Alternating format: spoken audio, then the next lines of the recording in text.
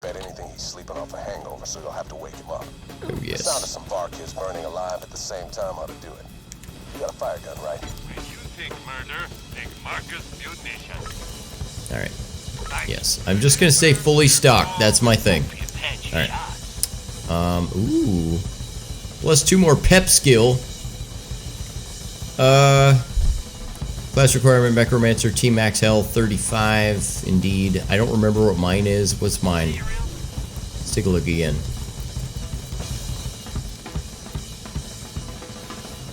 Ooh.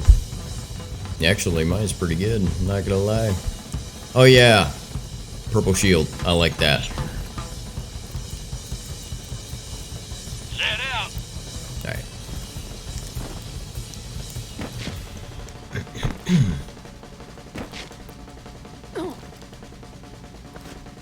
I had so many wacky things. I saw a story today about a person who used a gender bending Snapchat filter to actually catch like a pedophile who turned out to be a cop. Oh fuck. I forgot that happened with this. Oh baby. Oh yeah. Yeah. Oh, give it a shot. Alright. Yeah, wrecking them. My goodness, these are great guns. Kill 10 enemies using a rocket launcher, splash damage. Okay, cool. Sure, I could do that. This is an assault rifle. I'm all about assaulting people. Up, up, up. Yep.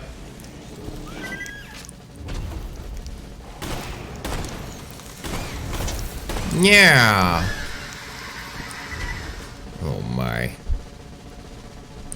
What's all this? What's all this? Oh yeah.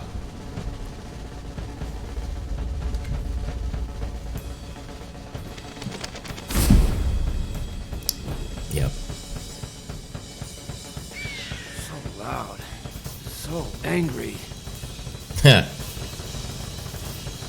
So dead.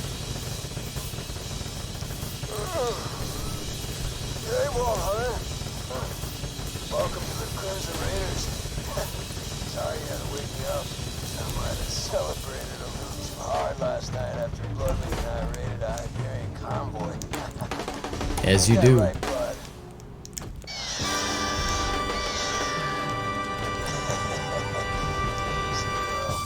So, Nice. the Hyperion train is speeding through the Tundra Express.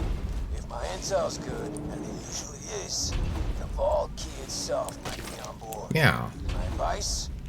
Do what I do. Steal the key, get drunk, pass out. That's a busy day right there. Without the Vault Key, Jack can't control the warrior. You gotta hijack that train, soldier. My old friend Tina can help. Go talk to her. I only LoJack. I only LoJack. Never hijack. Yeah. Oh. Balls. Alright. Apparently, I can't just leap back up there. That's good to know. Alright. There we go. That was a sort of a two-stage. That's what we call a two-stager in the business. Oh yeah, there you go. Discover 2 hidden vault symbols in this area. Okay, alright, fair enough. Maybe I will, you know. Don't tell me what to do.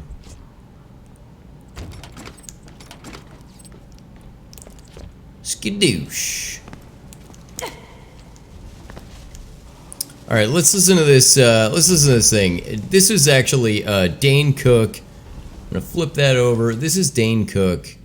Yeah, get over here. Yeah, talking to Nikki Glazer. And here we go. You do have to reinvent yourself. I remember a therapist telling me that. Like, she's like, everyone in show business, you specifically have to... said, you need to reinvent yourself.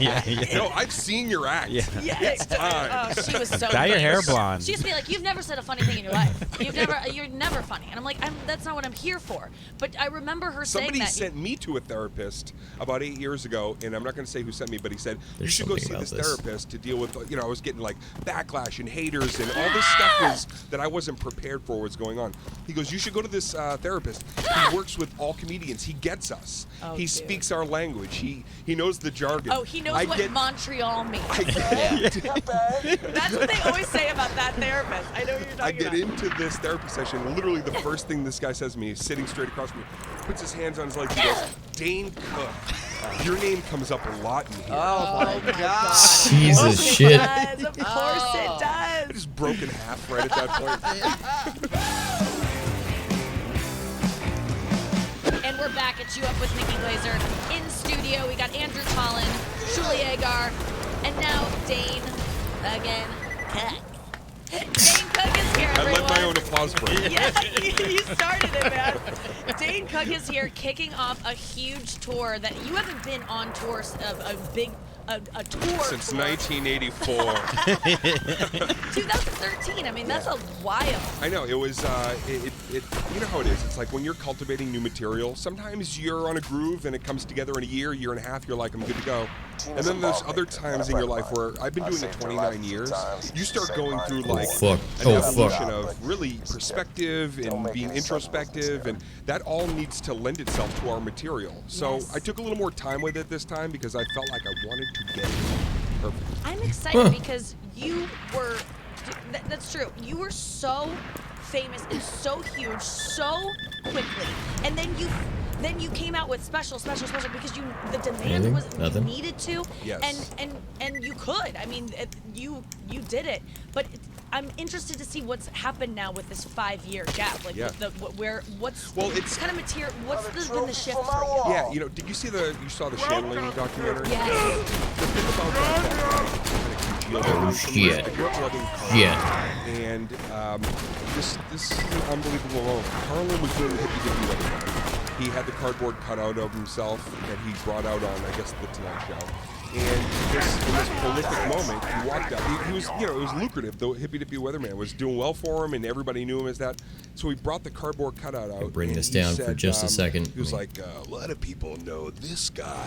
He was hilarious. We all loved him. But this guy, and he dropped his own picture on the front. He goes, "Let's go. I'm George Carlin. All right, let's start." Wow.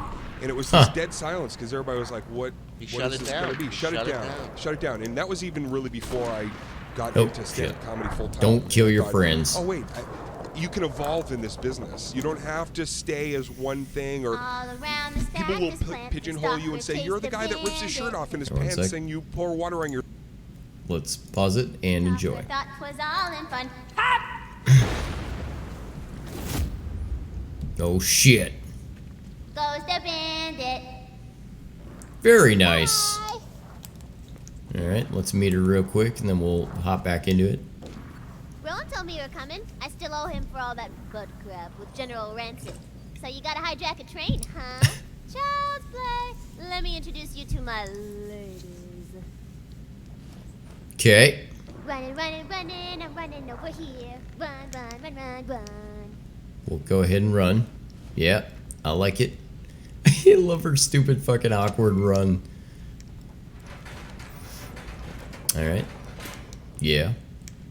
Yeah. This here's Mushy Snuggle Bites, and this is Felicia's Sexo Pants. These fine-ass women could stop that train for you, but I'm gonna need their badonkadonks first, and they got stole by the bandits a few days ago. Go get them! Alright. I will do that. I am all about that. yourself, and that's what you do forever. Yeah. But I already looked at it as, now I can grow up with a generation of comedy fans. I love that. You always kill it on these late night shows. You're one of my favorite late night guests, and you have been since. I remember when you went on Kimmel right after the Tom Cruise incident, Oh, where that's he right. jumped on the Jumped on the couch, on Oprah. Yes. Did I So- chase somebody Oh, into a God. bathroom? Dude, you are so funny. I pull it up. I Yeah, showed you it to sent it to Andrew me. a It was couple months unbelievable. ago. Who did I chase into a restroom? You, it was some actress that you had stationed in the, because if you Holy don't shit. remember when Tom Cruise was on Oprah, like he went to go fetch Katie Holmes backstage and made like a huge thing about it, but she had like a thing on her lip, so she didn't want to be on camera. And he's like, "Come on, Katie." So you come out on Kimmel just so committed to like, "I'm in love. Ah, I'm in love." Yeah. And Oh, just God, doing it was the so- best Tattoo, impression. but it was a magazine that I taped to my back. It was so Dude. funny. It was such a watch weird Dane thing. Cook, Jimmy Kimmel, Tom Cruise. Just search those words. It is such a. You're so committed to that. Yeah. And it wasn't like something you would. It wasn't the Dane Cook that we knew at that point, which was. I mean, you're not an impression. Like that wasn't what I expected out of Right. you. It was, but it was so killer. Yeah, Kimmel has always been like that place that they'll let you go and try things that are out of your lane or whatever it is, the perspective, which is But great. that could have gone so badly. Oh, yeah. You were Shit. so mad. That was a whole. That was your I'm whole sure there's thing. Shit, what the fuck? Oh, there's a guy there. We'll dig those up so you can see some of the ones where it More wind. But I love the fact that you, in your mind as a comic and as a performer, you're like, this has to go somewhere. I'm not just Dude. gonna walk out there and just talk. Like, I want to do something. I want to bring something to the table. my comedy from the beginning. I grew up. I was a real introvert. I had anxiety and panic attacks. I was like, I had no social skills whatsoever. So anytime I got on stage, and the fact that I even ever stood on a stage Sure. when I couldn't be in front of, even at the bus stop waiting to go to school, I was, it was like torture. So it's like every single. That's so opportunity weird. I'd have to get up That's there. so weird. I'd want to commit everything I had because I loved it. I hated being off stage. I was more scared in life than I was of how I felt on stage. And I That's think so that's weird. permeated my entire career of like, I got to take full advantage of this while I can be out here and feeling this, the bravado that comes with standing on stage. So you don't take it for granted Wow. every time you go on stage. You really, because Never. I've heard you talk about that, and I'm always like, I wish I felt the way about the stage that Dane Cook feels, because I've heard you talk about this feeling of I just want to get up there, Yeah. and you cherish every A real moment. reverence for it. Yeah. Yeah, It's always been glamorous. Sipper? Ever since I Sipper, saw it when I maybe? was a kid, watching Johnny Carson growing up, or Carlin, or Pryor.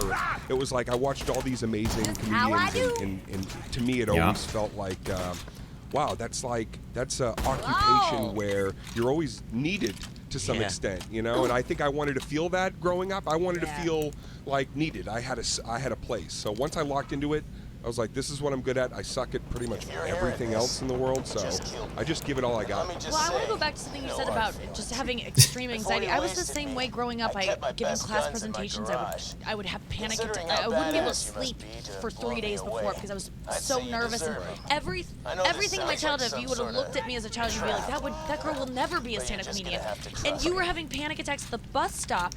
How does one overcome that? If you're Like, listening, cut off his someone's jib. listening now being like, I want to do stand-up comedy, but I'm too scared. What do you find that made you Yeah. be able to do it? I think that I was funny at home. I would get home and I felt like that was I was safe, so I could do skits or I would do, crank phone calls with my little Radio Shack plug-in from, I would make my own Jerky Boy type calls. And Oh got man, I a love rush that shit. off of getting laughs if I would play it for like, a couple of my friends or my family.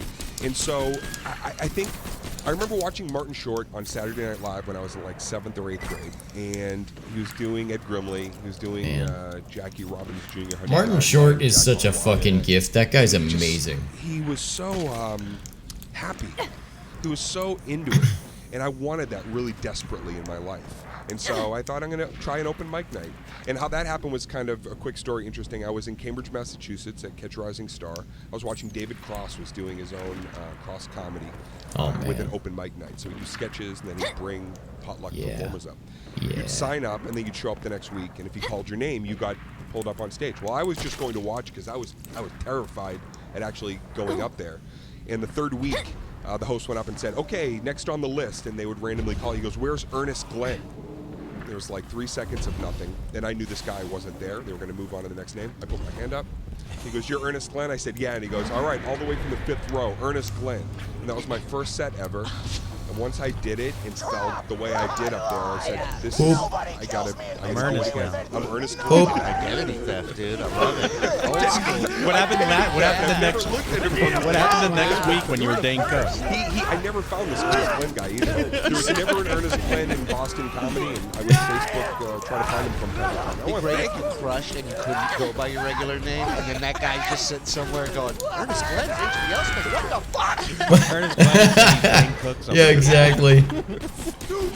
I mean, no one. I'm fucking Ernest Glenn. God damn it. In 2008.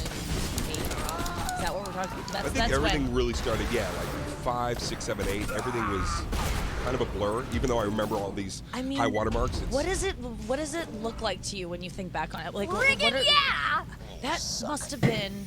I mean, no one has that Yes. experience. I can only name a couple people who've had that skyrocket. There's a lot of columns, and okay, so first of all, I looked at it Consumes mostly 4, as, let's see.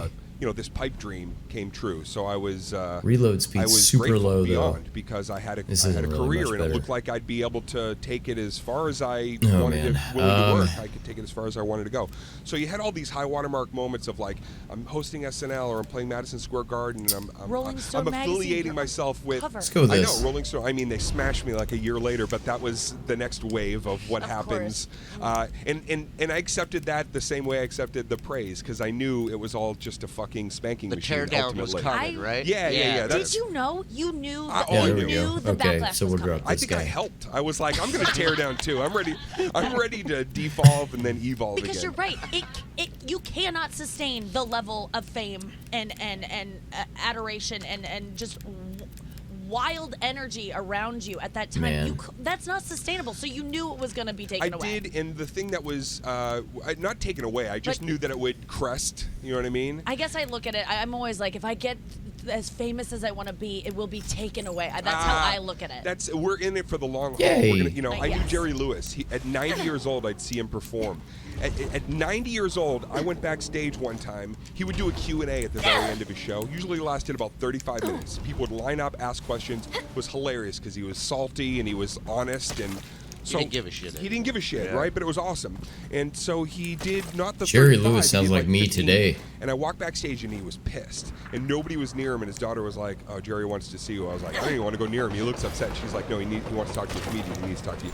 So I walked up there and he goes, I remember 90. He goes, "They fucking lit me early. I had another 15 Right. at Q&A."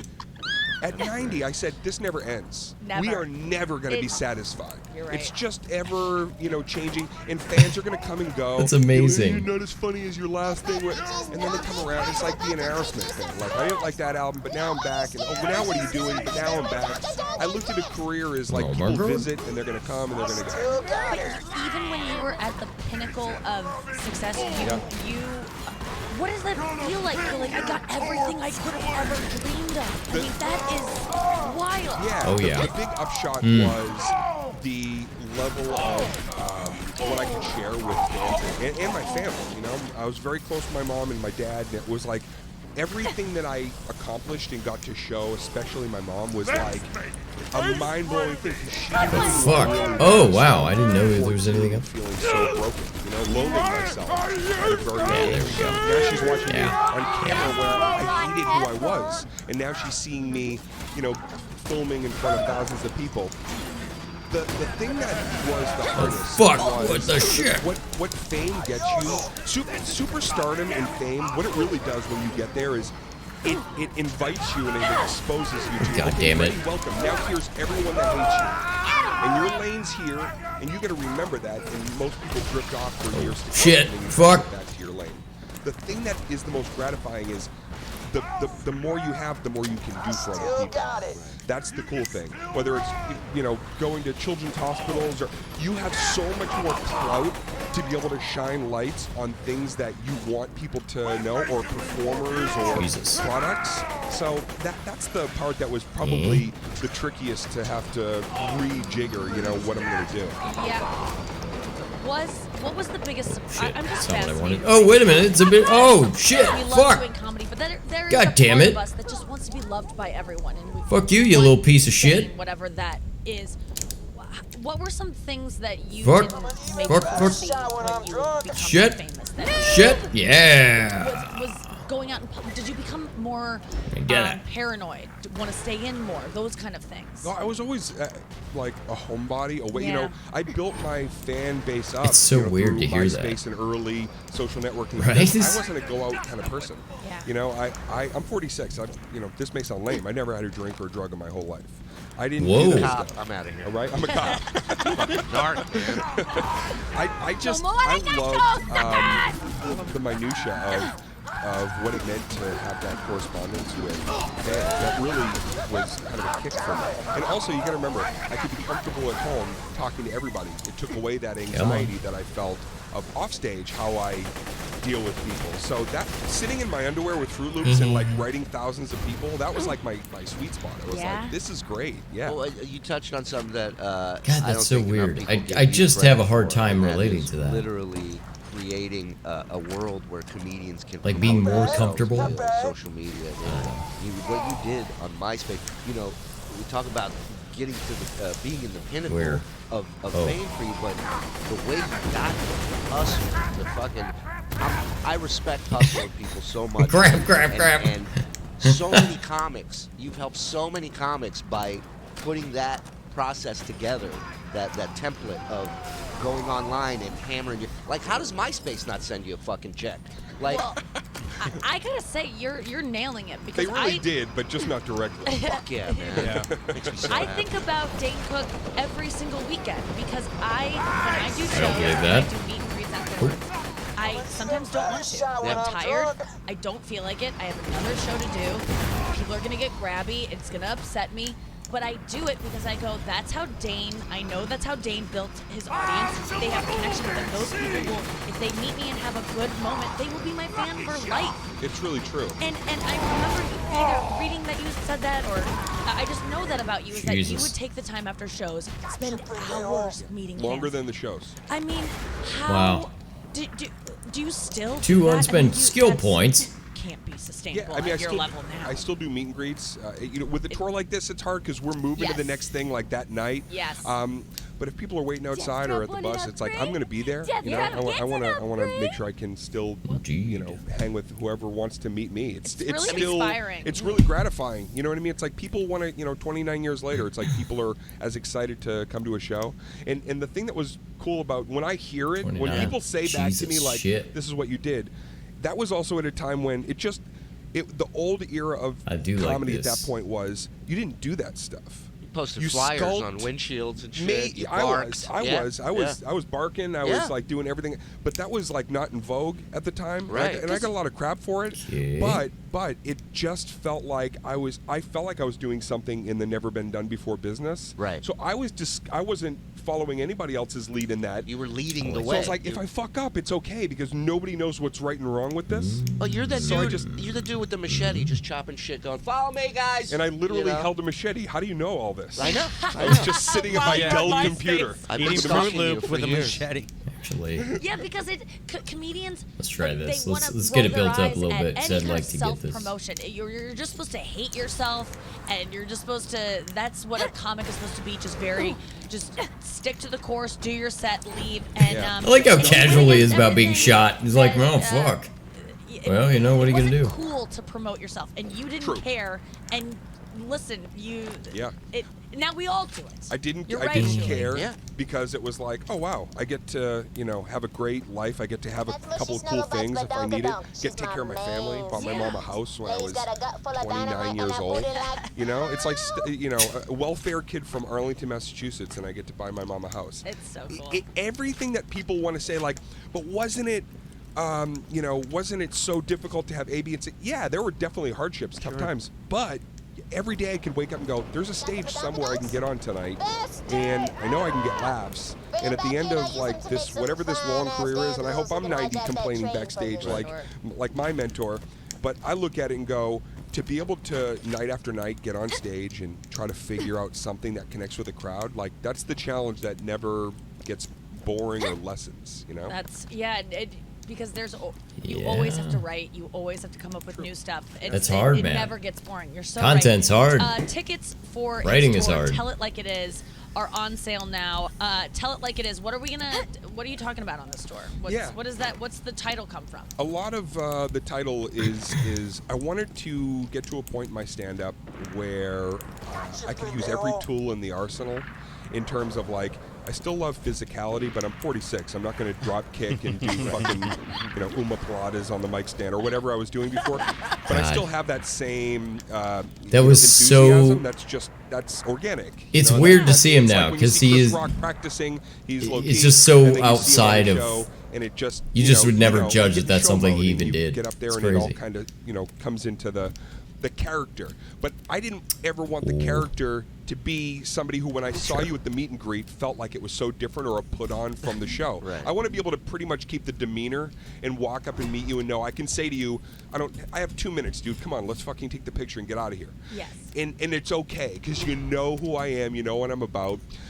With the routine now, and why I brought Gary Shandling up was, I just love the idea that you could get introspective. And I had a lot of observation for many years, but I wanted the introspection so desperately. And it's so scary to do that, man. It's scary. You dig up a lot of shit. Yeah. You're digging up stuff, but You need with it. hindsight, some of these things that happen to me that have been in the moment, like so almost capsizing moments of my life Yes. are hilarious. Yeah. Now that I'm sharing them and telling the Yeah, stories. pain But is why it funny, took a little longer actually, to do yeah. is I didn't want to be maudlin. I didn't want to be like, Fuck. hey, this is I more wanted to get one-man up there. show because it's introspective. couldn't- No. couldn't do it. I Oh, want wait a minute. LPMs, laughs per minute. Yes. The same thing that you saw in Vicious Circle or Retaliation. damn it. But with things that are even more deeply personal. So now that I've got that, we're doing every damn city in the entire country. I'm so excited. How long are you on tour for? At least while. until September, and then we're already looking at like the phase 2 of it all. And Yes, well, I'm so excited to see your thank you. new act. I've always been a fan, and I haven't seen you for so long. I'm excited so- because you did go through. This is just so strange on so many levels. I feel like. And you have gotten into some serious stuff in your past stand-up. Did you feel like you were maudlin then with that stuff? Are you approaching it Hold on. different, or Let's are pause you, it, yeah, and then we'll jump into this. I am. Yeah, I'm just listening to this like. There was a period of time where it felt like every person you talked to was like, Dane Cook's a douche. Just a secco. This gonna be good. I still think there are people who are like that. Dane Cook's a You can douche, put that in man. my workshop, man. I got to be alone for this. Okay, fair enough, dude. Fair enough. I'm a little teapot, bloody and cut. Here is my handle, here is my butt. Whoops. I just love this. In a hot ass damsel, blow stuff up and make people die. Squishy, squishy, squishy, squishy. Yeah. Oh damn, you looking good, lady. Let's get to work. Oh shit. That's right. Twin sisters, man. Take 'em. Take 'em, take 'em, take 'em, take 'em. Okay. Just put my damsels near the choo-choo track and set 'em up! Good plan, great plan. Alright, boy, let's do this! Sup, sucker? Got a very important tea party coming up, and my date is missing, and I am not going stag! Don't even suggest it! His name is Sir Reginald von Bartlesby, a local aristocrat and purveyor of the Yep. fine arts. Yep. I believe his mother has forbidden him from speaking with me. You will convince her to release him into my custody. I like that. Let's Um, get this out of the way. Yes, most of my merchandise. Yeah, are so with it's weird because there was a period of time when Dane Cook's brand of humor, if you're not, God, when was he like big? I know he mentioned like 07, 08 and all that stuff. I feel like it was maybe even a little before that like people started taking notice. And he became this big thing in comedy where it was like Dane Cook couldn't do any wrong. And he was this, handsome guy who's funny, and he just seemed so, he was like a cartoon up there. He's fucking doing, he was just, I don't know how to describe it. It's like a blend of just over the top physical shit and just like a lot of his jokes were not necessarily anything extraordinarily clever. It was a lot of it was kind of presentation and sort of making these connections. I was talking to somebody earlier today that like in comedy, you kind of just, when somebody laughs at something, or when somebody's disgusted by something, that reaction means that you've hit something or you've made some connection they didn't previously have, or that you've shifted their disgust is like shifting the Overton window. It's like they now are seeing this as a lexicon of whatever can be has been changed. One of the many illustrious guests who will be attending my tea party. I have also invited Princess Fluffybutt, who has gazongas like you would not believe. Indeed. You'll be rounding her up later. But it's this thing where you make connections, and when you make it, fuck, dude, fuck, Jesus, shit. Oh my God. Attack mode! Terminated! God damn. That little prick. Oh my goodness, would you look at that? Well, we're taking that, obviously. I'm gonna pick it up and I'm gonna throw some other piece of trash away. Yeah, let's get rid of these. They are, dude, what? Am I still over? Oh, yeah, I was. How the fuck did that happen? I must have missed something here in terms of like what we must have picked something up from a mission or something. Okay. Yeah, so it's like you will end up making a connection, and when you make that connection, you kind of react to it through laughter, or if you're disgusted by something. Oh shit, what the fuck just happened, dude? Did I miss something? Alright. But if you're disgusted, it's like something that you felt hit some implicit part of your consciousness. Some implicit part of what you accept to be okay and sort of good taste. Somebody has broached that. And now you have to think about it. And now you have to accept that there's something there that maybe you need to think about. And it, at the very least, if it doesn't change your mind or get you thinking, you've at least heard it and realized that your world is that much bigger than you thought it was. That's what disgust often means to me. Now, when somebody laughs, it's like, hey, they made a connection. You pointed something out to them in a way that they would not have thought about. And comedy for me, I was always the class clown. Always the guy talking, always the guy who would get in trouble for that and everything else. As many people in my life would attest to, I just rattle on, man, and I can just go and go. And that doesn't mean I ever had anything to say. I was just talking. So I guess the bottom line is, comedy is that thing where you make connections and you state things in a way that people just go, that's ridiculous. Like, or like, I never thought of it that way. Like, that's what makes people laugh. Laughter, in my opinion, is the manifestation of a connection being made psychologically that you never had. And it just, oh fuck, I forgot. Oh Jesus. Oh shit. Oh fuck. I was like, what in the world? That was a mistake. So I don't know. I'm just saying, everybody, for a period of time there, when they're listening to Dane Cook, oh shit. Oh shit. Why is this? Why is this it? Why is this the thing? This fucking. Oh fuck! What the Jesus? Alright, well, there you go. Slap the bitch out of you indeed. Dude, what the fuck am I supposed? I don't think I can kill anything here. I mean, not in this amount of time. I don't think so. Oh! Are you kidding me? More wind. We have so many things to discuss. I can't even believe. Is it my fucking birthday? A second orange? I haven't found any this entire game. And then I just found two within moments of each other. What do they call that? I can't remember what they call that. The clustering of statistical events. I should know this because I literally have a degree in mathematics. Anyway, bottom line is everybody goes through this. Everybody has this impression that things can be funny. But the question is, what does it mean to laugh? Why do you laugh? Like, what is that?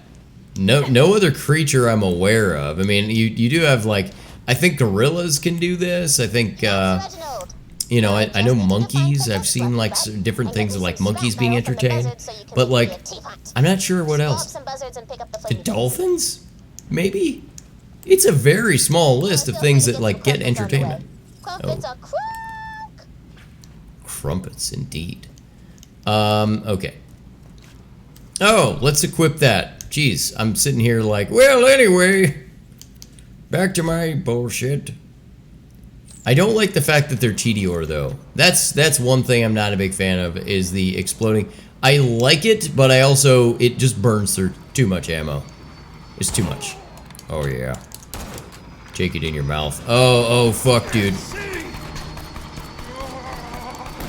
Yeah, fuck you. Ouch, ouch, ouch, ouchie. Alright. Would you, for the love of Jesus, I'm throwing my gun at you. Oh, shit. Jump down here. Oh, my God. Oh, my God. Don't die. Yes. Nice. Oh. My big thing, I definitely have a desire to do stand-up, to try it out.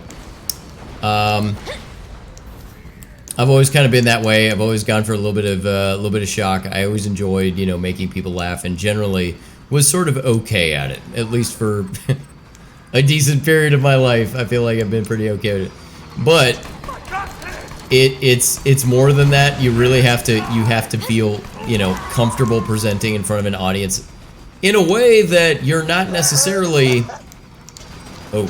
in a way that you're not necessarily, it's not conversation, you're not, like, it's not a back and forth, although there are people who try to pull that off, and do okay, I guess.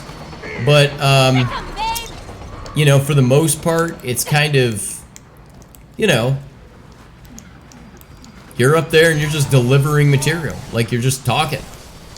And what you want to do is be able to rattle off a series of things that are entertaining to people in that kind of way that makes those connections I was talking about that are just so, it's not easy to come up with. And so I feel kind of, Dane Cook, when he's saying, like, hey man, sometimes you're on a roll and sometimes you're not. That is absolutely, when I'm trying to think of stuff to talk about, like if I'm going to come on stream and I know that I'm just going to be talking straight for, 2-3 hours, even that, and I'm not necessarily always just trying to be funny.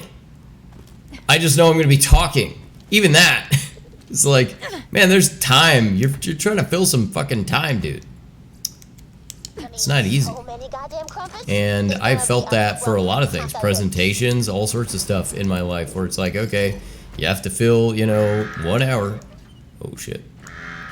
What just happened? Oh, the alarms. Okay, got it. Acquire the buzzard parts.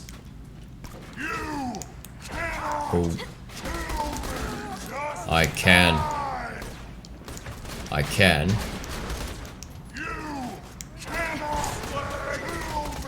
That's like his mantra. That is his mantra, dude.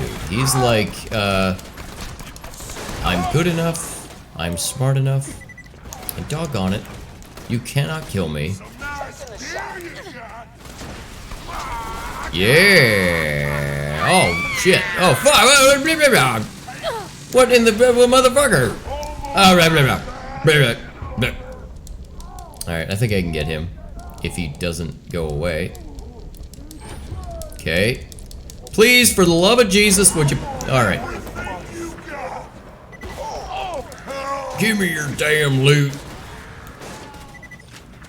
Look how aggressive and sort of creepy those guys are. It's pretty amazing. I'm not gonna lie. But, like, the thing is that Dane Cook, he has to reinvent himself because I don't even think people, for some reason, like somehow he scorched the earth on that brand of humor. I don't know how else to describe it.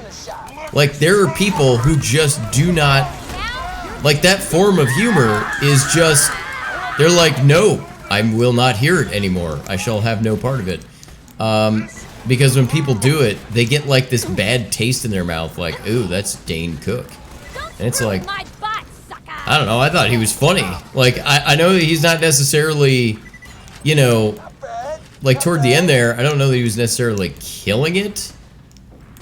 Because he didn't seem to evolve that much, but having said that, it's like, that was his thing, and it was funny. I mean, everybody had their thing, right? But much in the same way, I mean, look, you look at Sam Kinison and a guy like that who, he had his shtick. Like, his shtick was, he's gonna fucking yell at you. He gets mad, he fucking yells about stuff. Like, that's his thing, you know? It was like, he would just go in people's faces and just, like, you gotta love that shit. I loved it. And Sam Kinison to this day is like one of my favorite comics ever. Because, like, so apparently what facilitated his change into being the sort of off-the-wall character that he became, was he had gotten a head injury from an accident. And so he became this different person. And I think his brother wrote a biography about it. But yeah, I mean, it's outrageous. In that kind of humor. But see, that was his thing. He had one speed. I don't know that he even had a career that was, I guess, long enough that he would have to reinvent himself. I think. So maybe that. Oh shit! Fuck! God damn it! And that's part of it. It's like, look at that. Now I have no. I threw away so much ammo. All right, nice. God, I love that. I'm just loving this. This fucking gun right here. Hey, hey. Go home and die. Thank you. Wow. Did you drop anything cool?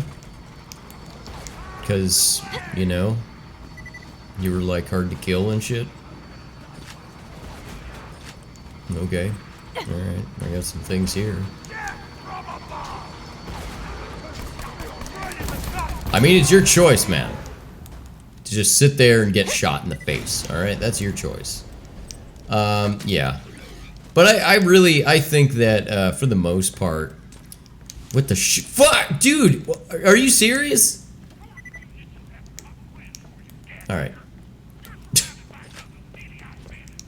But I think, and for the most part, it's like, you know, the hard thing about comedy is that it's just so, you know, you just have so much,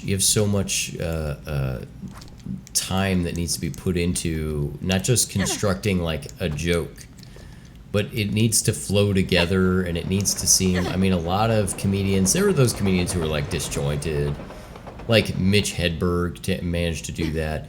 Zach Galifianakis during his fucking stand-up days is a killer, man. Shorty, you the best. You the best. Indeed. Zach Galifianakis just, the guy was ridiculous. Like, he didn't need anything that had any continuity at all. Like, that was, in fact, that was his continuity.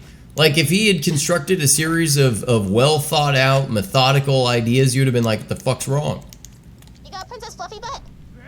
What the hell? That guy was just like, well, there you are. How you doing? Alright, good. I shall reload.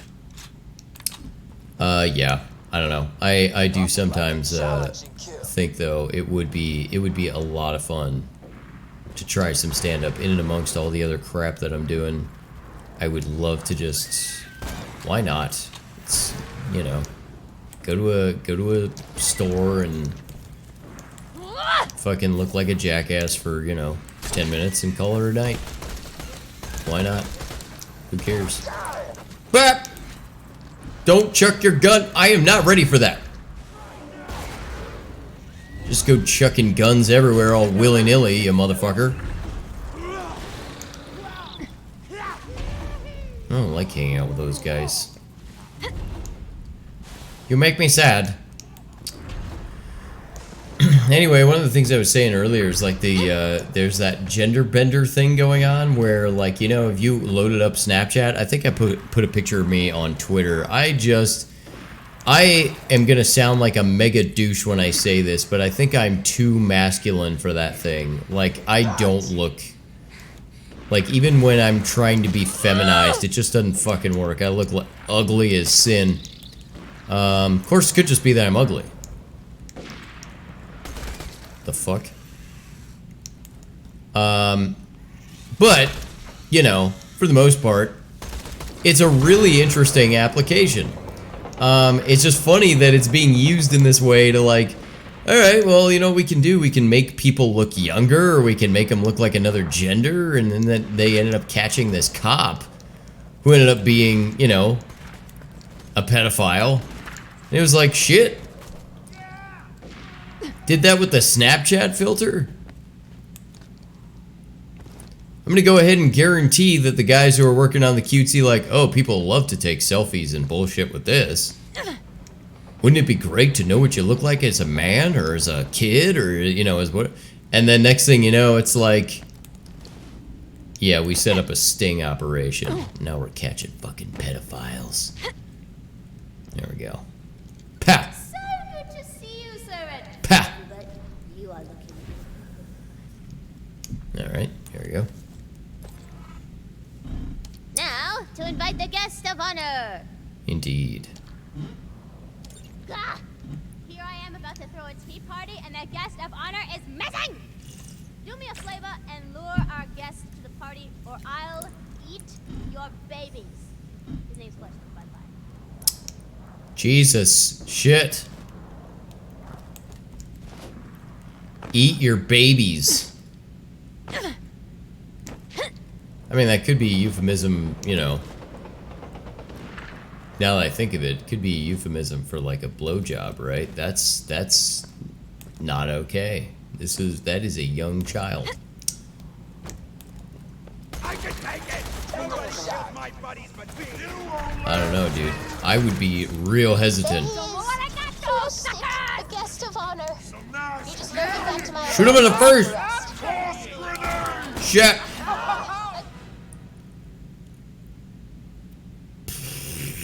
Oh. Shit. It's okay. I still love you. Did I kill him? I don't know if I was. I don't think I was targeting him. I think my oh shit. I think my fucking you know, little drone here wrecked this mission. I think. Hey, yo. Gah! Alright, here you go. Stock up the blammo. Alright. Alright, let's finish the thing here at Dane Cook, yeah. I think with what you're speaking on was like when I did Isolated Yeah. Incident, that came after, you know, my mom and dad had passed away, cancer, same year, 9 months. Both my best friends were like gone. Fuck. And then I went through the stuff with my brother and this whole financial thing, and then I went through stuff with CK, and it was like within a 3-year period, all these you know, pressurized, highly pressurized moments were happening to me. So that was reflected Jesus. in Isolated Incident, and I called it that because I felt like how I felt in that time in my life was going to be an isolated incident. I knew I'd get past it and get to like whatever I felt before, a new normal kind of thing. To quote Oprah, a new normal. Yeah. Is this bad? And so Am I in don't trouble? look at it as maudlin, Okay, but I'm I just good. look at that particular. I'm very fond of that show. Marty Callner directed it. He directed Vicious Circle as well. Just a departure. Ah! Yeah, and the challenge that year, I always have kind of a new yearly challenge for myself and wanting to add something to, you know, extend the abilities or opportunities to tell different kinds of stories. Was the whole year I planted my feet, I kept the mic and the mics down. Oh yeah. For 1 year, January fucking 1st to the end of the year, I did not move on stage.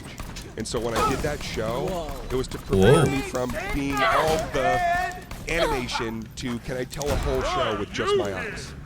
Wow. I don't know. There's so many comics I know that are just the opposite. They're That's like, so weird. I'm on stage. I'm just standing in one spot. I should move around to. Well, They you kind know of put. what? That makes sense that you Yeah. did that because, you know, people were so jealous of you and so angry at your success. They were. that you They were made sure angry. that people would, you know, facing the stage, like this thing that we all fucking loved about you and what made you so funny that was then being mocked. Yeah, And Family Guy and all this kind of stuff that you say. Of course, everywhere. And Yeah. you were so fucking huge, dude. It's And true. people wanted to make fun of it, even though it was what got you there and what we all loved. Right. So it Just makes lure him sense back that to you were my like, you know abode and I'll what? do the I can rest." still do this without Oh. all that shit, and I'll prove it So to we you. killed him last and time, that's eh? really cool that you. What was your challenge this year? I mean, every year you have a new thing. Not so much this year, but about 2.5 after I did What a Troublemaker. guy. Troublemaker was the last special on Showtime that I directed. My first time directing. What was that like? Amazing, because for the first time ever, you know, as a comedian, we finish it, and then sometimes other people are impeding on the process, and Yeah. maybe an edit is weird, There or you go. there's always a little something hinky. I wanted to have something that from start to end I could create and say, you know, this is entirely how I saw it and wanted it to be, the whole show. Alright. And so from that, I loved that. I loved that feeling of freedom, and I like that I Yeah, can, here we go. I can say no to a bunch of stuff because of the opportunities comedy has given me, and I can say yes to like one particular thing that I'm trying to accomplish. So the last 3 years has really been about this material. It just took a little bit longer because, like I said, I wanted to dig into the real nitty gritty of it all. I'm so excited because when you came on the scene with your Comedy Central Presents, which was just 01? Yeah, 2001. dude, I mean, that's wasn't that the first thing that people just go, what the like this yeah. guy? Oh, and me too. I was like, oh my god, what the fuck? This is working. That was crazy. Yeah. If you Before that, it was a lot of years of I mean, but that a was different what the fuck. No, but that was what your debut, and you had worked been working so many years to have that kind of splash, and now I'm excited to see all the work that you've again kind of put into this to make a new kind of splash. Like it's exciting, Yeah, we're and good with that stuff, I think. I'm just such a fan, and I really am grateful as a comedian for what you've done for thank us. you. And That like, means a lot to me. Thank it's you. true, dude. Like I remember getting into stand-up when I first started thinking about doing it, listening to Harmful If Swallowed, and I still remember the stoplight I was at in Lawrence, Kansas, when I was laughing out loud so hard in a way that I had never laughed out loud that hard. And I was like, there's something so special about this guy. I was a huge fan. I came to see you in Vegas when you did the Insomniac tour. Yeah, yeah. I flew with my friends there to go see you because Oh, I that was was such a a great fan. show. I Yeah. got picked to be a seat filler because I had a regular seat, but we were like two hot girls, so they asked us to sit in the second row. And then I got to go to the VIP party afterwards because we were seat fillers, and they didn't know I was a comedian. I had just started a couple months ago. I told my friend, I go, you do not tell anyone I'm doing stand-up. That is humiliating. These guys are pros. Don't mention it. And she drunkenly went up to you and was like, my friend just started comedy, and I go, no, and you were so cool. Couldn't have done it without you. Didn't need to do this at all, and it was the last thing I wanted was to bother you after the show and this taping. But you go, come here, I have some advice. You took me to the corner and you just honed in on me and you go, here's the deal. Don't go to New York or LA. It's too soon for you. Go to Boston. Go to Chicago. Go to Denver. Go somewhere else. You just gave me this TED talk that was like, just to the point, This is so exactly me. what I This is needed what to hear. happens. There was no other bullshit involved. You were so nice, and it was just, I just like stood there, took it all in, and like did that. Like I followed it, and it was Crazy. great advice, the same kind of advice I give to people. But the fact that you took the time to do that in that night really meant something to me, and it speaks to your character. You didn't walk away going, boy, this guy's not so animated. You're like, why didn't he hit him? I gotta say, but you were also The learning annex was a bit of a downer. everyone drank and stayed out too late, and you were professional. You did what you needed to do, and I was like, oh, he's just going home. Like you're an intern. That was it. Yeah, I mean, honestly, you know, even to this day, you know, when I do the meet and greet, I love meeting people, but that's still the hardest part. You know, it's just That one for you, Dave. Yeah. we're Well, so racist. Dane Cook is on tour now. You gotta go see him, guys. The tour is called Tell It Like It Is. You can find all the tour dates on DaneCook.com. He's gonna be on tour till September, going everywhere. So wherever you are, he's gonna be there somewhere close by. Go see him. DaneCook.com. Dane Cook, thank you. Thank you so much. Thank you. Thank you. Yeah. Dude. Wow. Quite. I'm glad you had to watch. Seeing your family go like that made you strong. Like me. Flesh stick. Another credit, Princess. Yeah, I'm pretty Made you strong, like me. Flesh stick. Let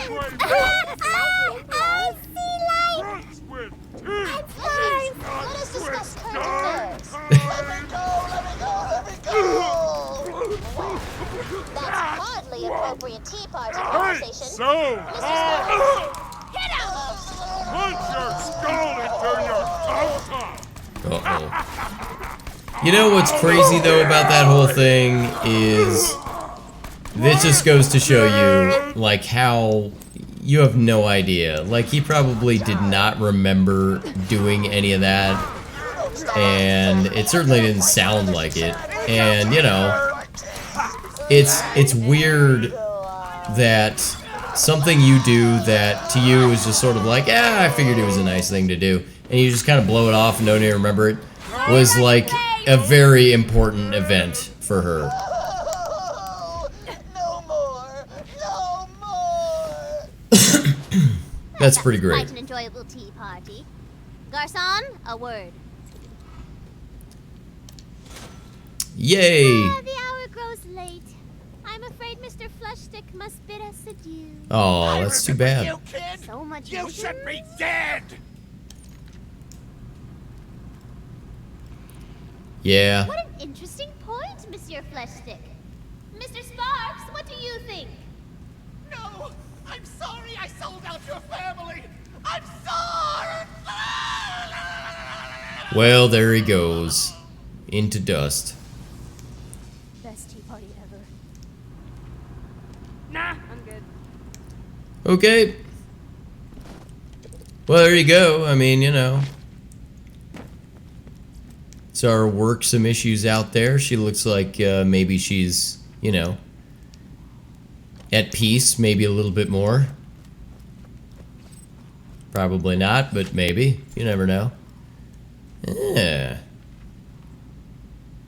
No, magazine size. I hate when the magazine size is exactly the same as the number of shots you fire. The guns are just too annoying to use. I mean, unless your reload speed is absurd, it's just untenable. Oh, speaking of which, let's up the, we got a skill point here. Let's get her done. Increase shock damage resistance and shield capacity. Sure, why not? Let's do it. We'll do that one again as well. Yeah, it's weird to hear all that about Dane Cook. It's like, you know, and the fact that he has been such a nice guy through this whole thing. I don't know if you know what happened to Dane Cook. Like, what happened to all his money and all this shit? He wasn't an idiot or anything, necessarily. His brother jacked his money. No joke. His brother took his money. So, like, he had his brother managing his money, and then at some point, he discovered that his brother was funneling that money out of the company and was putting together false, he's putting together, oh shit, god damn it. Want me to set the explosives off? I gotta do it remotely. You know, he's, there we go. Oh, snap, Oh, here we go. I hear that terrain coming. His brother, was putting together these phony reports. Stole all the fucking money, dude. Like, millions of dollars. I have a lot of respect for a guy who doesn't lose his shit and flip out. Like, seriously. Oh my. Well, that's one way to hijack a train. Indeed The it Vulcan's is. still up on that ice shelf. Better climb that wreckage to get there. I will. Climb the pipe to the train, or you'll go insane. What? That's a rap song I wrote. Is impressive. That was pretty good. She came up with that on the spot. I saw it. I seen it. My own 2 eyes. My knees are weak. My arms are heavy. Vomit on my sweater already. I need to see a doctor. Apparently I'm dying. There we go. Search the train cars. They're I probably will. keeping the vault key in the most fortified one. Oh, Feeling overburdened? never not top off my blammo. Come Alright, back good. anytime. We're pretty close. That's, yeah, okay, yeah. Oh, that's right, I have, I ended up getting some stuff, right? Let's see. Should I offload things? I don't think I have anything. Okay, sure. I would like to get rid, I'm gonna get rid of the other TDR, like, it just goes through too much ammo. Indeed, I can see my house from here. I'm gonna get rid of that one. Man, fuck that. Okay. Yeah, that's a nice little snipper rifle there, but the damage is very low for us right now. So for that reason, I'm out.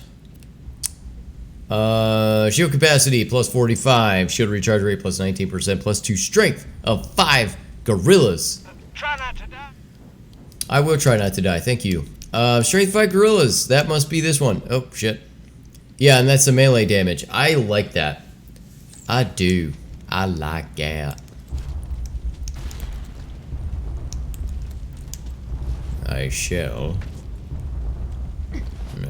explore the wreckage. You don't tell me what to do. The good news is, I have a corrosive gun. Oh, what's wrong, bud? God. Oh, shit. Yeah, the corrosive guns are just amazing on those guys. Alright, hold on. Let's take a quick look here. What else do we have here? What else do we... Bert Kreischer? I didn't know he did a podcast. Why do I do this? Ari Shafir. He's another great one. Alright, so let me do this real quick. I'm gonna browse around and see what I can find, and real fast. Let's see.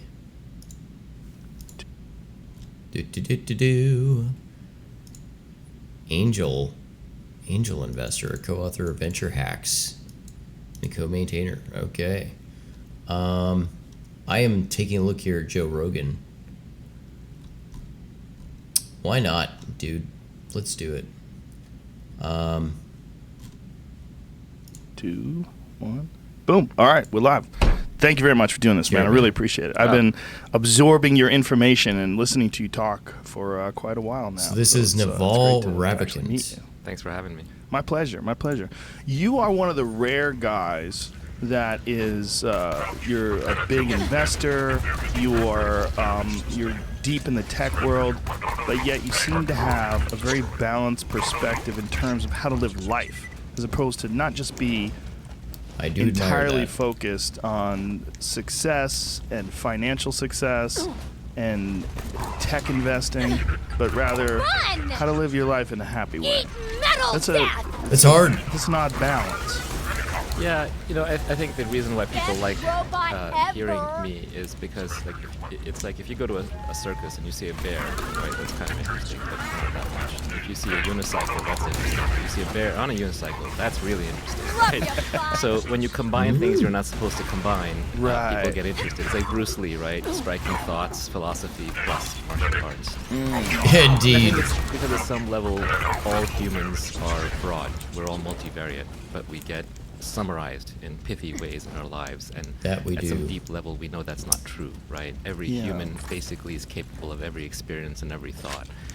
You know, you're a UFC comedian, commentator, podcaster, but you're also more than that. You're also father, Oh, there we lover, go. you know, thinker, etc. Nice. So I like the model of Oh life shit, that Jesus. the Romans, right, where you would start out and when you're young, you're just like going to school, then you're going to war, then you're running a business, then you're supposed to serve in the Senate or the government, then you become a philosopher. There's sort of this arc to life where you try your hand at everything. There's a route. And as one of my friends says, specialization is for insects.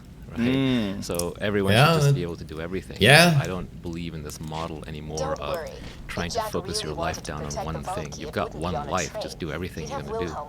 Yeah, I couldn't agree more. And I think that sometimes people find certain success in whatever the endeavor is, and then they think that that is their niche. And they stick with it, bud. And they never change. And they do it almost out of fear. It's hard because the analogy around mountain climbing. Like if you find a mountain and you start climbing, you spend your whole life climbing it, and you get say 2/3 of the way. I mean, I died. And you see the way up there, but you're 2/3 of the way up. You're still really high up. But now if you go the rest of the way, you're gonna have to go back down to the bottom and look for another path. Nobody wants to do that. People don't want to start over. And it's the nature of later in life that you just don't have the time. So it's very painful to go back down and look for a new path. Where's the that thing? may be the best thing to do. Where's the shooting? That's why There we when you go. look at the greatest artists and creators, they have this ability to start over that nobody else does. Like Elon will, be called an idiot to start over, doing something brand new that he supposedly is not qualified for.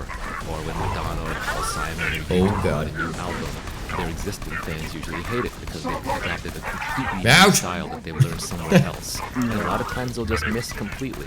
So you have to be willing to be a fool and kind of have that beginner's mind and go back to the beginning to start over. You're not doing that, you're just getting older. Yeah, I mean, I don't even know if it's willing to be a fool. It's just, to me, that the most exciting thing is to try to get better at something, to learn. It's really exciting when you just have incremental progress in something that you're completely new to. I live for the aha moment, that moment when you connect two things together that you hadn't connected together before, and it fits nicely and solidly, and it kind of helps form a sealed framework of understanding in your mind that you can then hang other ideas off of. That's what I live for. It's that curiosity fulfilled. And it's what little children do too. My little son is always asking why, and I always try and answer him. And half the times I realize, actually, I don't really understand why. I just have a memorized answer for you, but that's not really understanding. Yeah, those are weird conversations, right? When you're talking to your kids and you say, look, the reality is I don't know a lot of things. Yeah, I've just memorized a lot of things. Yeah. And there's certain things that you just can't know. Yeah, you realize that you have answers for a few things that you've thought through. Then you sort of have cover-ups, like trapdoors, like don't go here. So I can hear this a little bit better. Everybody, I really thought the Valkyrie would be on that train. I'll make it up to you all later. Next time I'm in Sanctuary, the beers are on me. What you think, Bloodwing?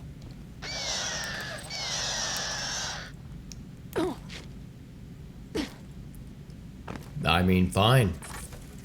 Actually, one thing that is really interesting, though, especially if you take a look at my Twitter, I do a good deal of investing and investing chat, which incidentally, vast majority of the time, I have been following stocks and charts for quite some time, and only, it's, I guess, here's the bottom line. I have a pretty decent ability to do technical analysis.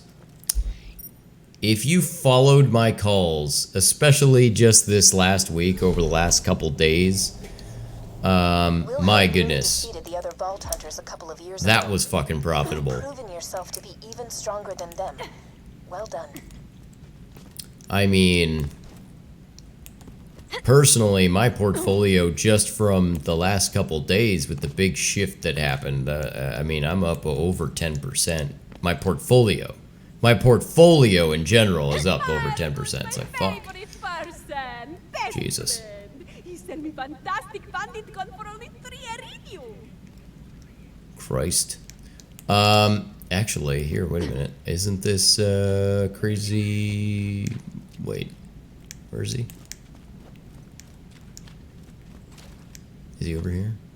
I need to find the, Crazy Earl, right?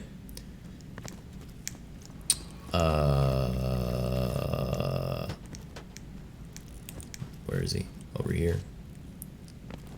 I will find you, and I will kill you. I mean, I feel like he's somewhere close. Okay, this is definitely not it.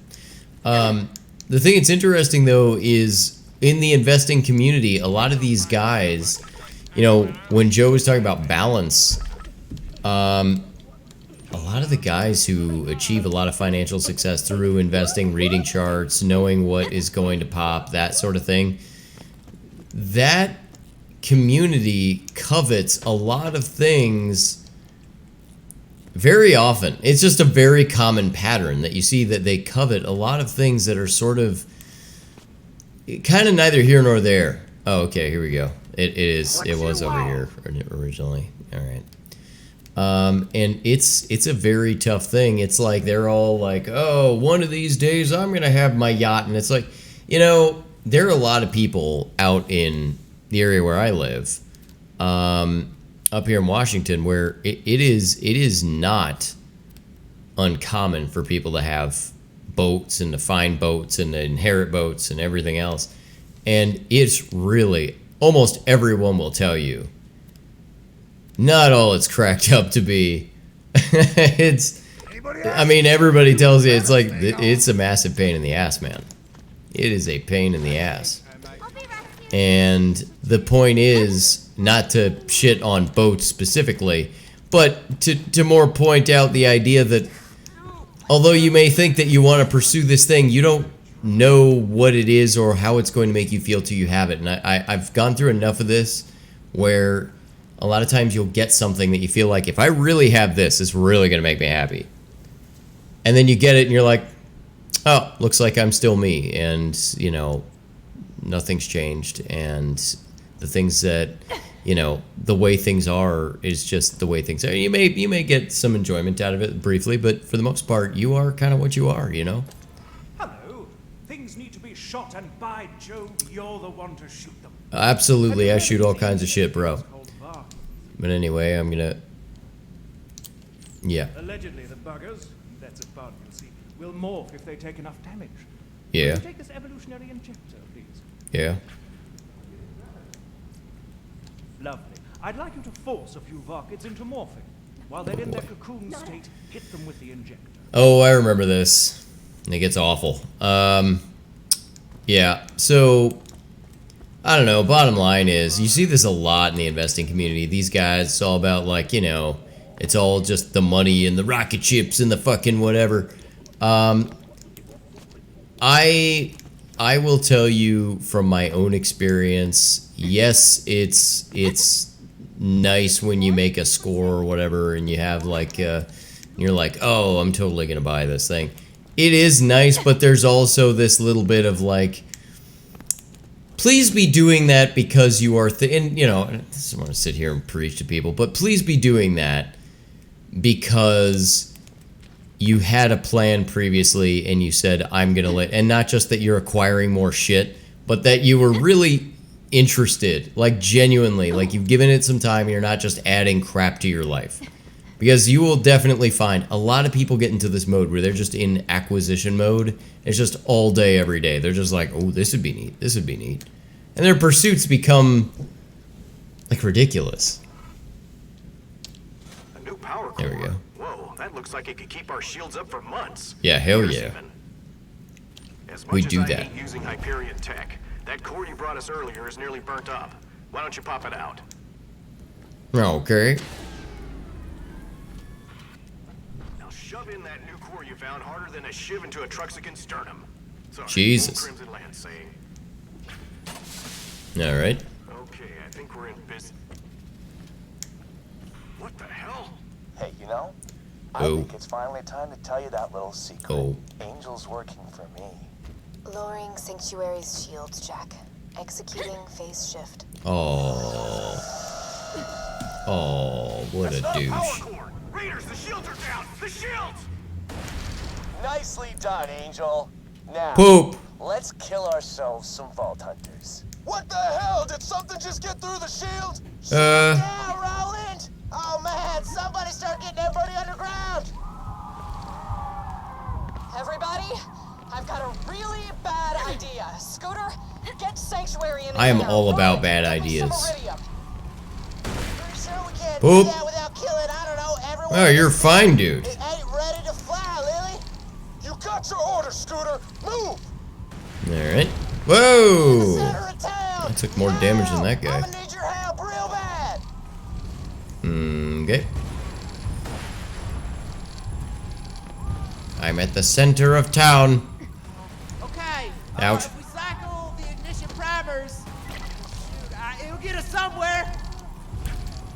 Okay. I can do that.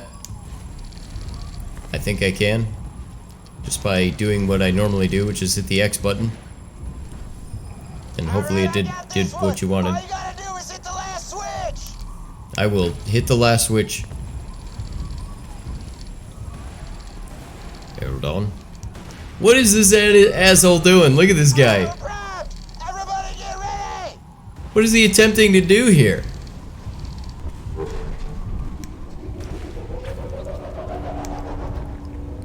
Wait, remind me not to bring this guy in an emergency situation. It's like, you ever see the Heisman pose? This is me doing it badly, many times. Fine, Roland. Okay. Oh, shit. You only survived our train ride together because Ouch. I wanted you to. 5 years ago, Roland and his friends opened the vault because Angel and I... Don't worry about me. Grab as much iridium as you can carry. Okay. Take it to Lilith. Well, I'm gonna take the money. And, let's see, some ammo. And what else? Alright. Got the iridium. I need it. Get to the center of town. Don't worry, I'm gonna do a little bit. Let's take it. I'm just stopping here for just a moment. Just take it easy. Everybody's gonna be fine. I just need to grab, you know, because this is a once in a lifetime sort of deal. You can't recapture these situations. You just want to make sure that you've checked all the. See, look at that. And then you check all this, and you just make sure. And I will be there, and I am coming, but I just want to make sure. All right, we're good. I'm coming. I'm coming. I will be there in a moment. And hello. Yes. I've never used this much. You might want to hang on to something. I'll hang on to my butt.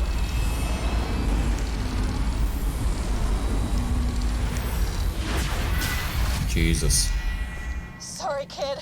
That was an accident. I'll see you on the other side, though, I promise. Somehow I always end up in weird places. That's the thing. Nobody else does. Man, this is one of them moments. Catch a ride. Oh shit. Ugh.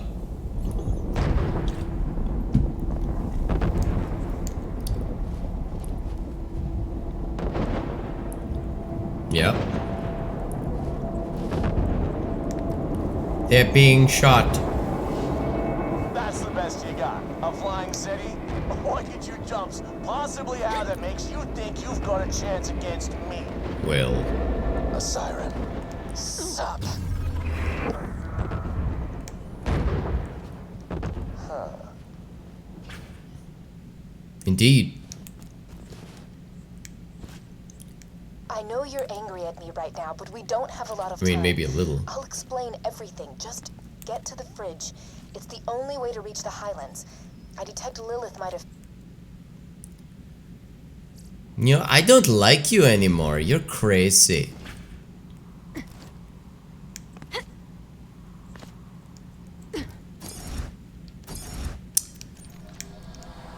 Yeah, I don't think that a lot of people. I love the way you Vault Hunters just up and trusted Angel.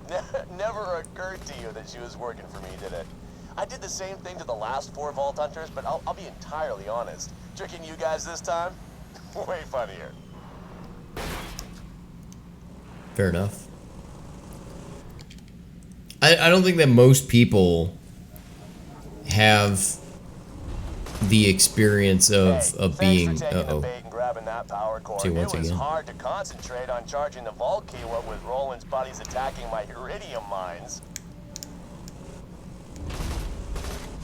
I think they have the experience of being on that other side of things where they've, you know, they've maybe found some modicum of success, maybe the thing that they're pursuing, and sacrificing so much of the rest of their life to pursue, and then kind of going like, wow, missing the walkway on this. Actually, it was all about this simpler thing the whole time. You know, it happens all the time. It really does. It happens all the time. These guys, they add stuff, cabins. Connect with your friends after you get through the fridge. And some of that stuff can be awesome, but it can't just be acquiring it for the sake of acquisition, because I've found that lead also. Wow, this guy just has shit. Look at it. Oh god. Yeah, it can lead to a lot of headache. Like, this stuff can lead to a lot of headache. You add things, if you're just adding things and acquiring shit, and you're like, yeah, it's pretty great. I have, you know, this cabin, and I have it. At a certain point, you're just like, I need to offload all of this. Like, you'd be shocked at how often that happens. That dudes are just like, I'm just getting rid of everything. I just want to go back to a simpler life. It's interesting, because they spend so much time pursuing it that they can't even imagine a world where that's true. I'm telling you, I've seen it happen a lot. It's weird.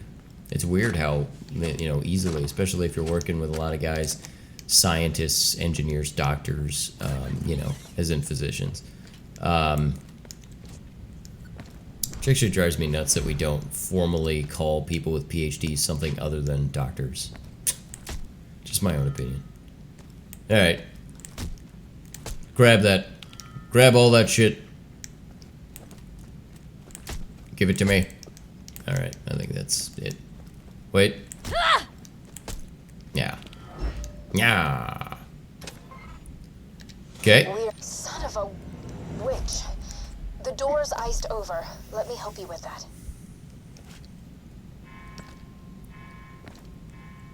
I don't know if I trust you, digital lady.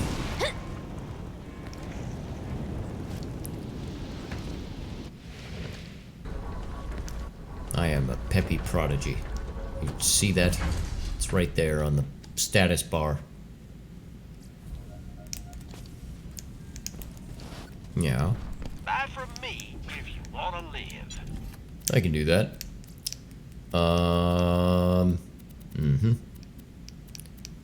It's getting there. It's getting there. We still have a good shield though, but it's close. You're an organ donor, right? Nothing like a good say. I just love it. No refund. I've been following Jack's orders from the beginning. Jack modified the power core you found to have a Hyperion network uplink. Through it, I was able to access Sanctuary's defenses and lower them. It was all part of Jack's plan.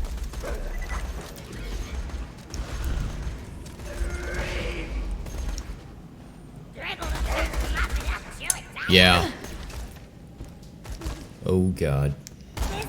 Yep. Yeah, buddy. Just all the crits. Oh, uh-oh. This is... yeah, right in the thinking cap there, bud. Oh.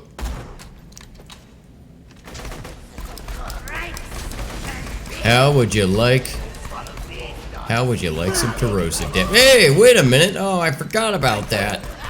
They fucking pick up stuff. I think they drop it though, right? Yeah, they drop it when they die. Okay. There you go. Ouch! Murder time! Murder time indeed. That is a bit annoying though that they do that. Don't screw with a girl and her robot. I love that freaking robot. It's so great. Wow. That's amazing. Just kicking ass. I love it. Ouch!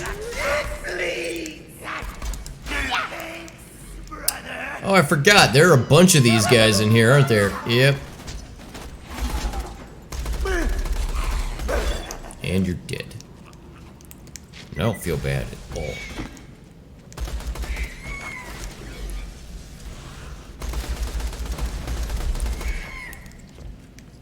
Yeah, I was talking to somebody earlier though about like, you know, the tragedy that is you go to school and you have to go to school. You need to get some kind of a credential. So you go to college. And I came up with this while I was talking to them where I said, you know what? College is 5 years like ago, I tricked Roland and his friends into opening the vault. I told them it was to protect Pandora from a great evil. That was a lie. Jack knew he could make a fortune off the iridium held within the vault, but he was too much of a coward to open it himself. Through me, he got the Vault Hunters to do his dirty work. Yeah. I'm so tired of manipulating people. I mean, you're probably manipulating me right now. So I was telling somebody though, like, college really, to me, is like you're attending a funeral and then somebody, oh shit, give me that. That was a lot of money. It's like you're attending a funeral and then somebody decides to piggyback a carnival onto it. And I'll explain what I mean by that, because it's probably not what you think. I am referring to the fact that when you go to college, you have to ask people why they're there, right? Why are most people there? I mean, ask the hypothetical question. If you are attending school, would you take the deal? Again, highly hypothetical. Would you take the deal that if somebody went to you and said, hey man, you know, school's gonna cost you 60 grand, let's say, if you're gonna have to pay that 60 grand, doesn't matter, that's what it's gonna cost you, but if I will pay you, or you will pay me the $60,000, and then I will do, Jesus, shit.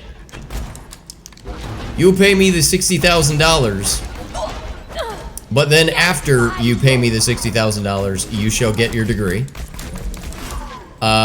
Or you will go to school and you will do the whole 9 yards, and you'll still pay the $60,000, but you won't have to actually attend any classes. You'll just get the degree.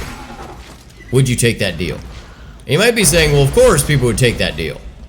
See, but if you were actually there because you were interested in learning things and you wanted to get through, you'd be like, well, no, for the $60,000, I'm gonna acquire this skill or whatever. Now, I'm not saying everybody's gonna respond that way, but I bet you a large contingency of the population probably will. And I am, oh shit, fuck. Apparently I was down and now I'm up. But, you know, the reality of the situation is, when you go to school, a lot of times what you're there for is learning a skill, or you want to be able to get into a career. And usually the goal, for the vast majority of the people, the goal is getting into something where they can be paid, and it's usually people have a number in mind, especially at that age. They're like, I'm gonna make blah blah blah. You know, that's the ultimate end game. It doesn't have anything to do with anything else or your life or anything else. It's just money. Which is not, I'm not saying that that's all bad, but I am saying you'll find out there's a lot more to it. So that's what you want to do. You do want that as a premise for picking your career, right? You don't want to just get into something where you're gonna struggle every day, but yeah. So bottom line is, you go to college, and yet you may end up taking, you know, an African drumming course. Oh, fuck me, dude. Alright, I'm gonna need to, no, hold on. Add a blammo. Let me see the stats. Okay. That's enough out of you. Does this... Oh, wait a minute. I think I have no ammo, though, right? I have no ammo for that, so it doesn't really matter. I believe I should be okay, yeah. Yes. So the bottom line here is that most people are looking for job training, and then when you go to school, they end up slipping in on you like, well, you got to be well-rounded, so we're going to have you do things that have fuck all to do with why you're here. Which is, you're paying them for the service. You go to college, you're actually paying them for the training. But for some reason, they're dictating to you what they feel you need, which has absolutely zippo to do with what you're studying. Like, you're in engineering, and then magically you're having to do, you know, dance. And you go, well, shoot, that's not why I'm here. That's not what I am paying you for. I don't understand what we're doing. And this is what I'm talking about when I say it's like tacking a carnival onto a funeral, because you're here for a reason. You know what that is, and you just find this to be a little bit offensive and confusing, because you go, well, now you're wasting my time, making me pay for it, and you have some bullshit justification for it because you think more people should appreciate Ferris wheels. And in the meantime, I'm over here like, bro, it's a funeral. Like, so, yeah, this is the point of what I'm saying. What we need to do is we need to crack down on this and just gotta say, listen, this is bullshit. Let's not do this. Let's not do this to ourselves. Let's not do this to our, you know, our society. It's like, cut down on the duration of the programs. Certainly cut down on the cost. But like, my God, it is so ridiculous how we have to have these debates, and how it has to be like, all right, now, because we've already rung this bell, where you have to deal with, you know, people, oh, cool, I got a new skin. You have to deal with people telling you need to be in XYZ courses. Unringing that bell is going to be super fucking hard. And I love the fact that I get messages from the Alumni Association asking me, after they put me in intense amount of debt, intense, they contact me and go, you want to donate some money to the school? Are you out of your fucking mind? I hope it burns to the ground. I hope the entire institution is destroyed, so that way we can get to a place where we can start making something that's positive. Like, that's my thing. Let's build something that doesn't suck balls. Oh shit, oh fuck, not gonna make it. We should absolutely get to a place where we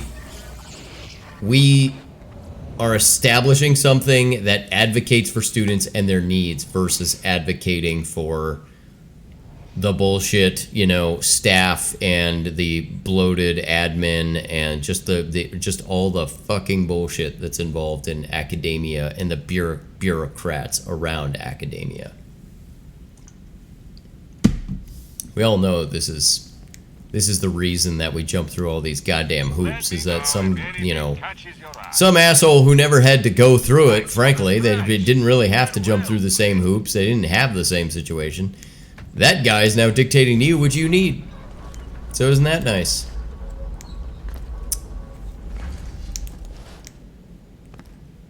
Oh shit. Closes the door.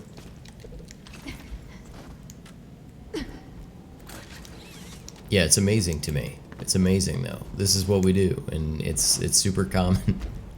It really is. It's super common to hear people tell these stories like, yeah, and then they told me I had to be there because I accidentally took, you know, English, you know, 205 instead of 204, and now I need, and it's like, really? So now you think they're not qualified to make their way in the world? So you're just gonna stop them from being able to graduate, and then you're gonna charge them another $20,000 or whatever the fuck. It's like unreal the way academia works, and it is an absolute fucking joke. And by the way, the guy who recently was like sweeping Jeopardy was like, yeah, did the least amount of school possible. The guy's fucking brilliant. And this is the thing, is like, here was my frustration. All right, let me tell you what the problem is with college in a very brief example, and you will know everything I'm talking about. When I went to school, you had classes that docked you points if you did not attend. So the guy who was there, who showed up to class, but was asleep, he got the points.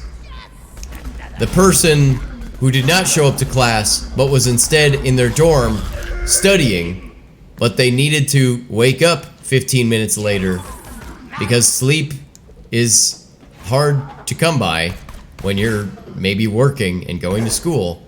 That person did not get points. So sleeping guy in class gets points. Guy working at home, no points. Alright. That's what's wrong with college. Everybody's head is planted squarely in their asshole, so they have no ability to see anything going on around them. And the forest remains densely packed, obscuring the trees. Unbelievable. I don't know, college always drives me nuts though. Every time somebody talks about college, I sympathize with people who have to go through it, because it's like, yeah, it does suck, dude. It does. I'm sorry. You know, and then people go, oh, I had great times in college. It's like, no, no, no. You can have great times. You can have great times without having to spend $100,000 and, you know, appeal to some dinosaur who probably isn't right in the first place. Almost dead? I can fix that. Okay. Alright. Search for my friends. I'm all about searching for my friends. You don't tell me what to do. Okay. Let's get that again.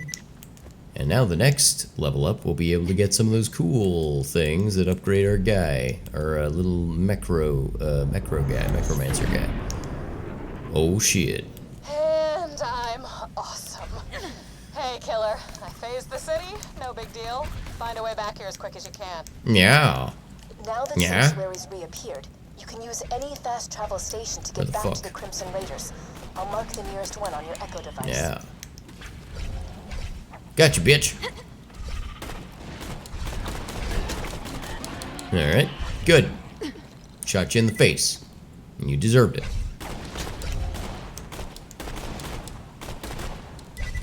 Come on, goddammit. Where'd he go? Oh, there he is. Haha! Not even mad. Okay, wait a minute. Nope.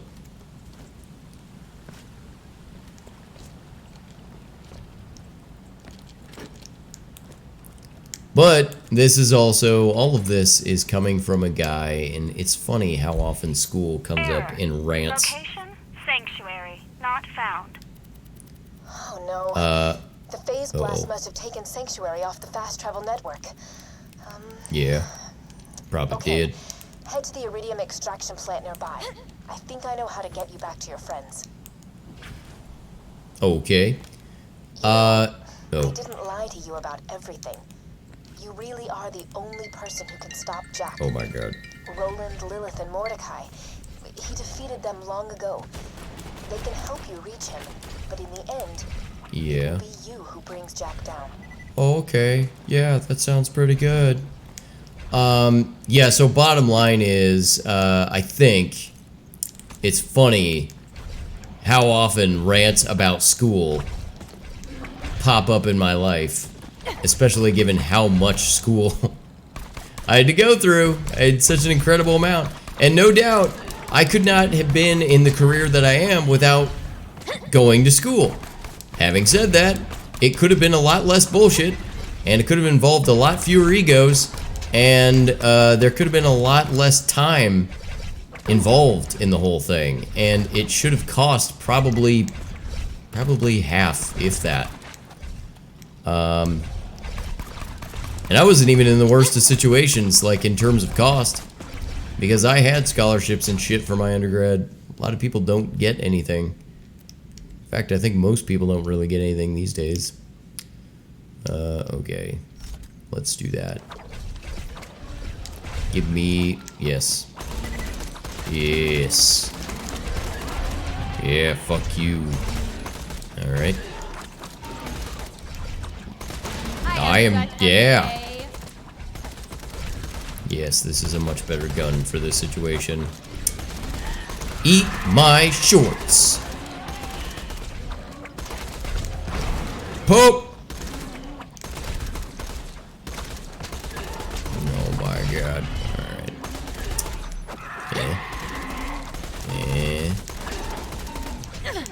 You know what? It's funny because I don't feel like I'm really in any danger of dying here. I just feel like I'm very frustrated. Like I'm burning a lot of ammo though. Oh, come on. Alright, maybe we do this. Hold on. I know I have a rocket launcher. And I would like to throw rockets in their goddamn face. Because they make me so mad. You're making me so mad. Alright, let's do that. Goddamn rockets. Suck my balls. Alive. Alright. Aha! Whoa. Where'd he go? Nope, that's not the one I want to shoot. Yep. I'm trying to find him. They keep disappearing. There he is. Oh wow, that was a very slow projectile. Alright. Alright, hold on. Wait, I've got something for you. Yeah, eat my shorts. Oh, and I'll be up in a second. Yeah. How's it feel?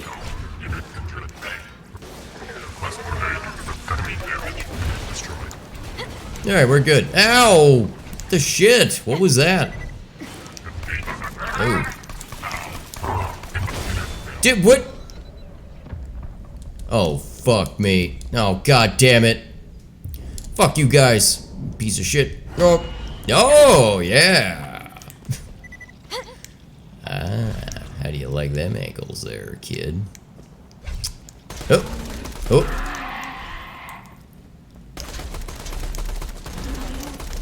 I punch you. Okay. Are we good? We have like one guy down here. Who's this fucker? Who are you? Alright, that's fine. I'll let him be. And we'll go this way. The Shire's this way. Alright, fine. I guess I am now going to fight him. What you want? Oh! You know what, man? I don't have time for this shit. I am gonna blow you to pieces. Where? Where? Oh, there you go. Oh, shit. God damn it. Projectile is so slow! Eh. I shall let it be and run this way. If you can cross the river and steal a All this stuff with Jack. we can get Sanctuary back onto the fast travel network. I promise. Little as I'm sure that means right now. It does mean absolutely nothing. You crazy bitch. Alright. Oh shit. Oh fuck. Please. Please kill something. Please. Please. I can't do anything. Oh my goodness. I am up again. I've had a few, like, near misses here. Oh. How I do? Yeah. Yeah. Oh, oh. Warning. Coming into contact with iridium runoff. That loser bitch! Oh no. Oh god. Jesus. Oh god. Best robot ever. Dude, I wish you would stop doing that. Fucking chucking your gun and having it blow up in nothingness. I wish you would. Ouch. Ouch. What the shit? Keep it up, robot. You are Okay. And we're up again. More wind. Give me more. More wind.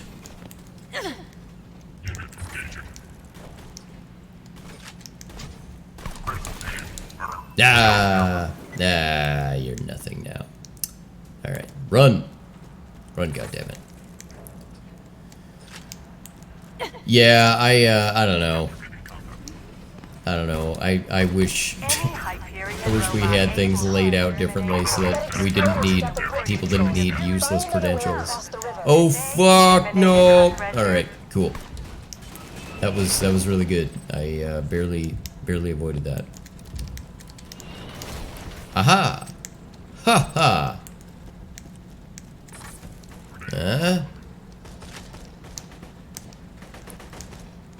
Well. Yow.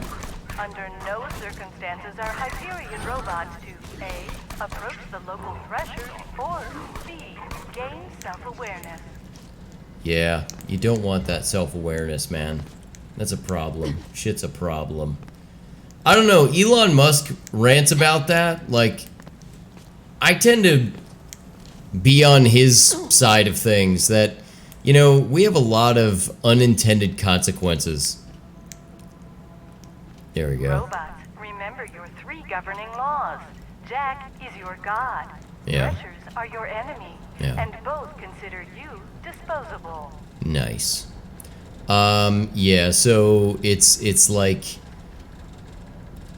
you know, you start putting together AI, you start going, no, I'll have directives, and don't worry, it's gonna be fine, and the next thing you know, you're oh shit, okay, well, where's the, oh. Alright, it just Under goes. No circumstances Nice. are Hyperion robots to A. Approach the local threshers, or B. Gain self-awareness. So, you know, I mean, at some point, they self-perpetuate. I mean, when do you start creating a competitive species? That's my question.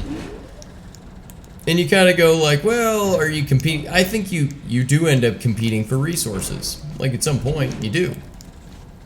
Keep it up, robots. You are. Do you see those lunar supply Uh-oh. shots? You need to steal a lunar supply beacon and get the moon base to send you an uncalibrated fast travel unit. You can Yeah. use that to get Sanctuary back on the fast travel network. Simple, except not at all. I like how, Jesus God! I like how all her recommendations involve. I like how all her recommendations involve incredibly dangerous. Like there's nothing else. Oh Jesus shit! We're going down. But I think we can get this guy. Yeah. Yeah. Ouch. Okay. Yeah. Just kicking everybody's ass.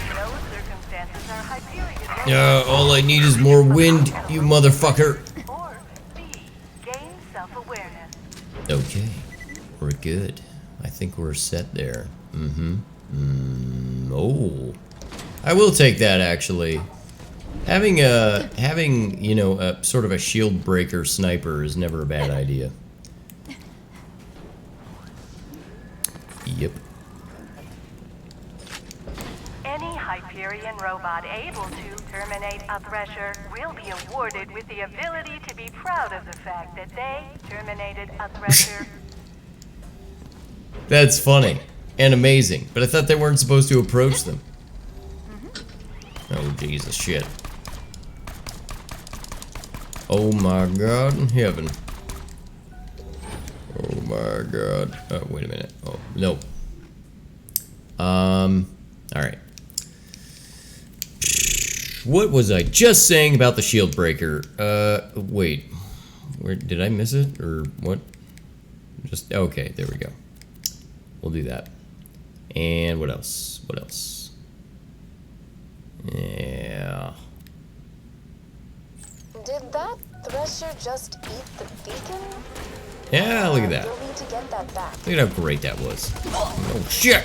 Fuck! Robot fighting time! Oh. Alright. No! No! Slap the bitch out of you! The completionist in me is like, I love that shit. Slap the bitch out of you. Amazing. This goddamn game. Ouch! Ouch! I spend a lot of time down. I really do. Oh, yeah. Just getting more wind all the time. Listen, man, everyone knows it's windy. Look at that. Now we're starting to get to that point. We can use that to request an uncalibrated fast travel unit from the Yeah, I moon guess I base. should. You'll need a quiet place to set up the beacon. Head to the town of Overlook. Oh, fuck. Thanks to Hyperion's mining operations, the people of Overlook suffer from the skull shivers. No, but Jesus, shit!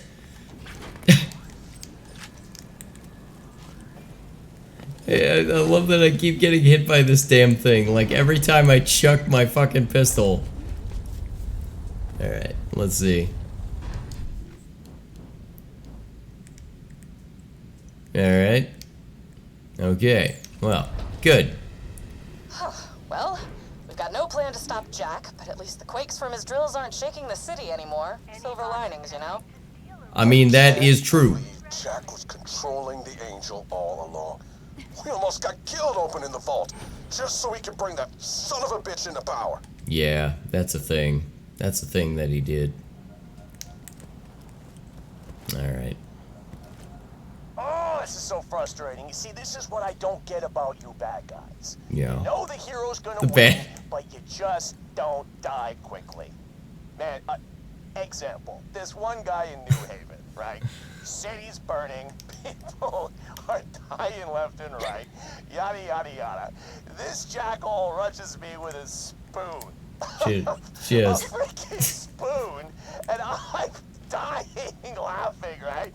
So I scoop out his stupid little eyeballs with it, and his kids are all, wah! And I can't even, he can't see where he's going, he's bumping into stuff, and anyway, I don't know, maybe you had to be there. The moral is, you're a total bitch.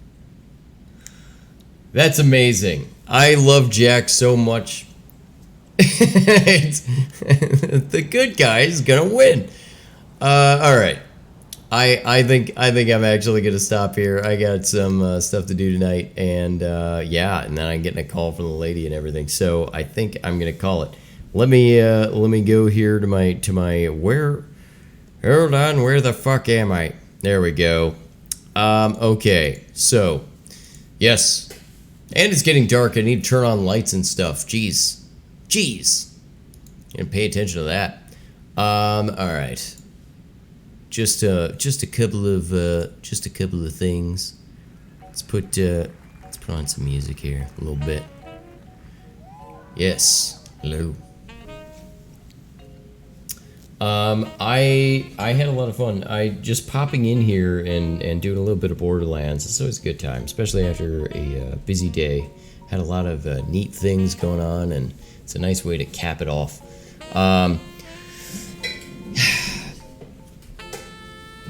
We talked about some stuff, but you know what? It wasn't much, not as giggly. Not as giggly. Some more serious topics, but although, learning more about Dane Cook, that was interesting. But holy God, I hope that guy can make a comeback. I would love to see it, honestly. I would love to see it, because I think he's a good dude. He's a good dude, and he is funny. So, hopefully, hopefully he'll muddle through, and he'll make it, and then he can be the Dane Cook we all remember. And hopefully won't become hated this time, or blow out his brand. I don't know how that happened, but, he totally scorched the earth, seriously. Anyway, I'd say this was good enough. Good enough for me. See you next time, guys.